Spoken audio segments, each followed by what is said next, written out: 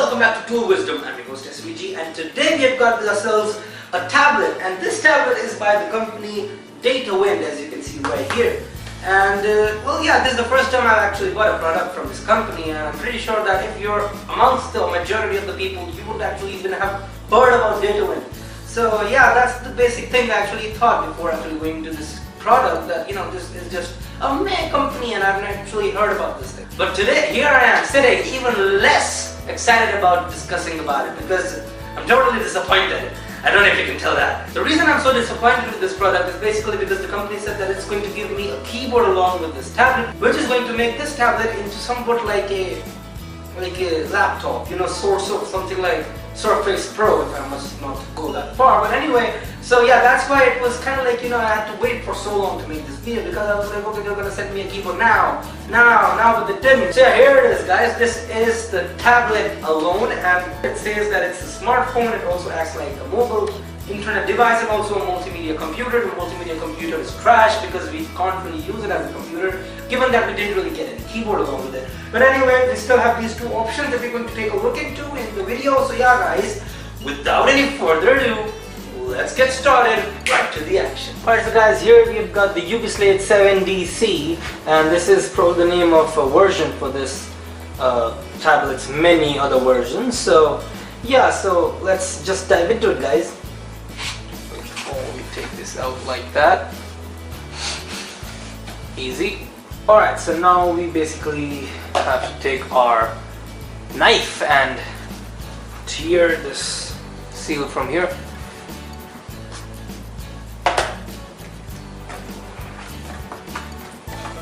Okay, so this is undoubtedly the tablet. Alright, so as we can see, this doesn't really come in any premium box, so that's a given the price. So now we take it out. Alright, so this, my friends, is the tablet, the 7-inch tablet, and we're going to take a look at how this performs. I don't know why this tape is here though. Alright, so now we keep this at this side while we take a look at whatever is inside this box other than this tablet. So now here, the cardboard piece, and then we've got all the other materials that's there. So yeah, here's the adapter, and here is the cable. Oops. This is astoundingly an OTG cable that they've given along with this, so yeah, that's quite nice. Alright, so here it is, guys. This is the OTG cable, and this has its written over here, especially by Datawind, so that's nice. And this isn't really a 3.0 OTG cable, which is not quite sad. It's kind of expected, but still, I didn't really expect that they'd give us an OTG cable along with this, so that's quite nice. Apart from this, here's the cable that we just talked about, so let's open that as well. There's the cable, guys. This is the average length for a charging cable, so yeah, that's okay, I guess. That basically does it for all the accessories that we get with this.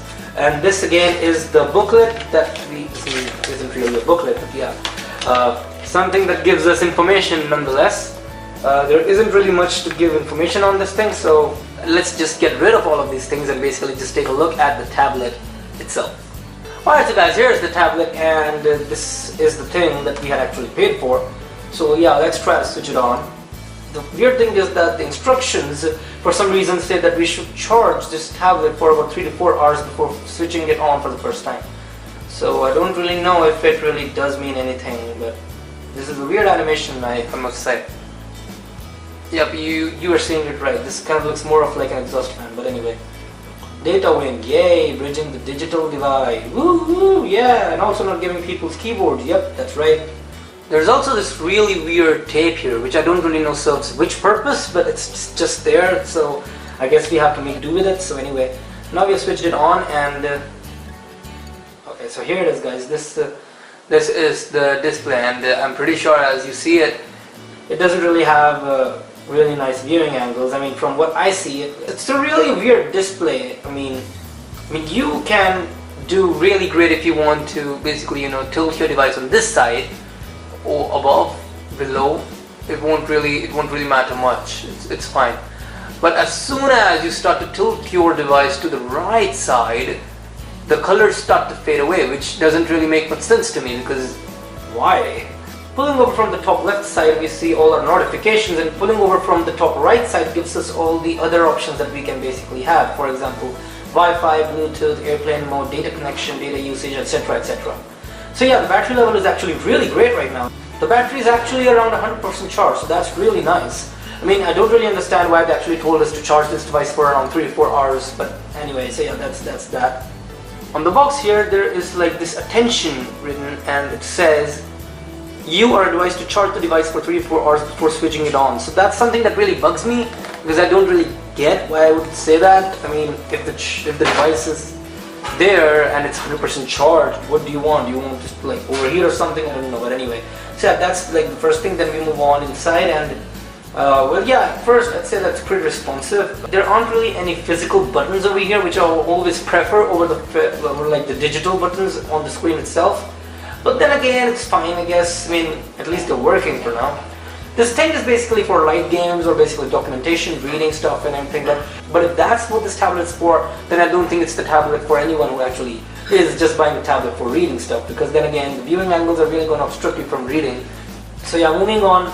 Also, this tablet gives you an option to insert a SIM. So that's really nice. Going over to the sides, we look for some ports, and we see no ports. Alright, so here it's one, that's the charging port. Yay! Also, here we've got the headphone jack, which is kind of like a one-up even towards iPhone 7. So yeah, we could say that this is better than iPhone 7. Who am I kidding? It's not better than iPhone 7. But anyway, yeah, here we see that here are the volume button. On this side, we have got like volume up, volume down button. And then you've got the power button. And on this side, you've basically got nothing. On this side, you've got nothing.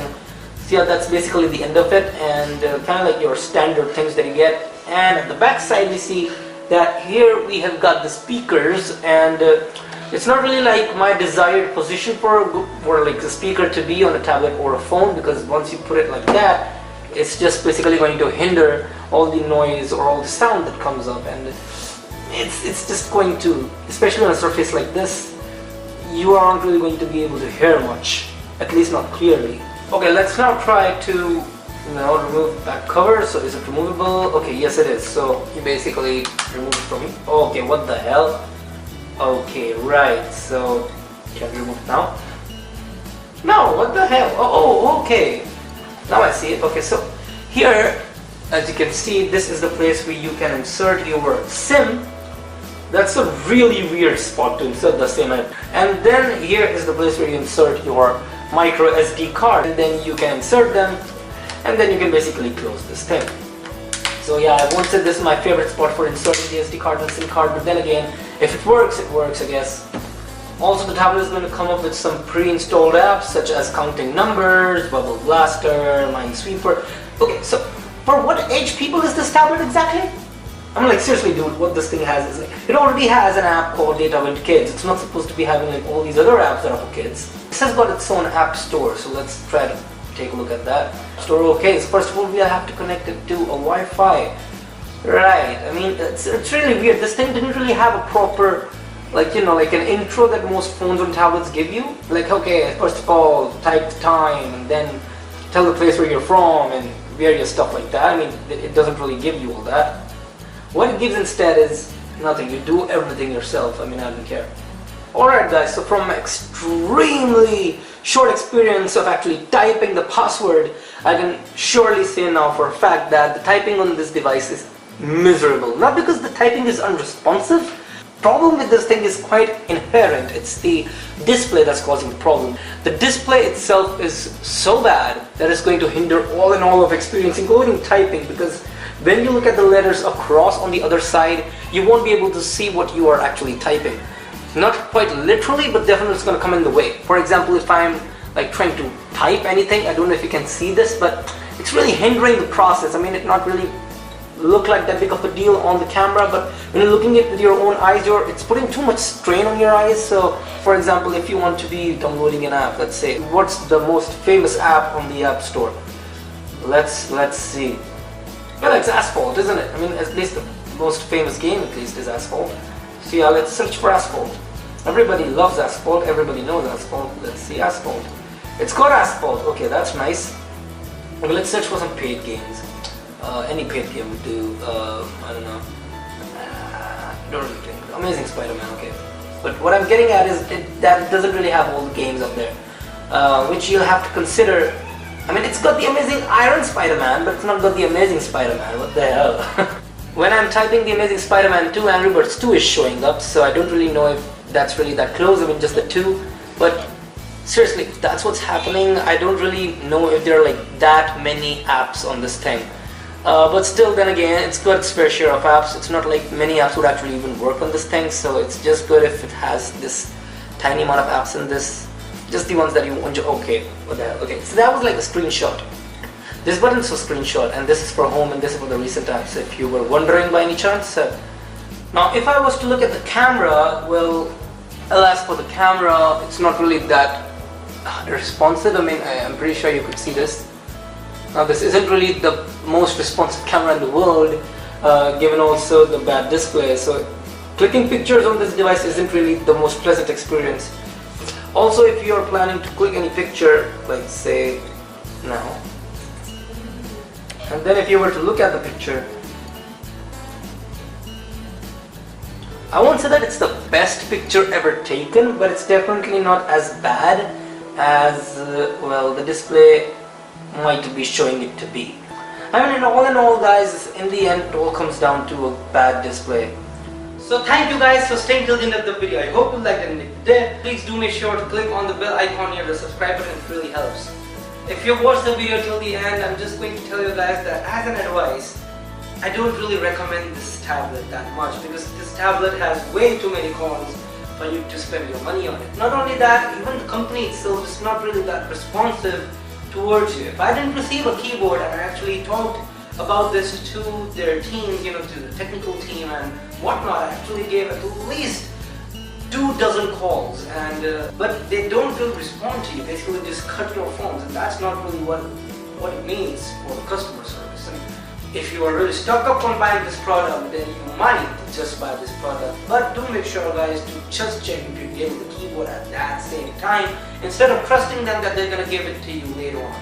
So yeah, guys, this was it for this video, and do make sure to check it again, guys. So, youth, to Techie Life.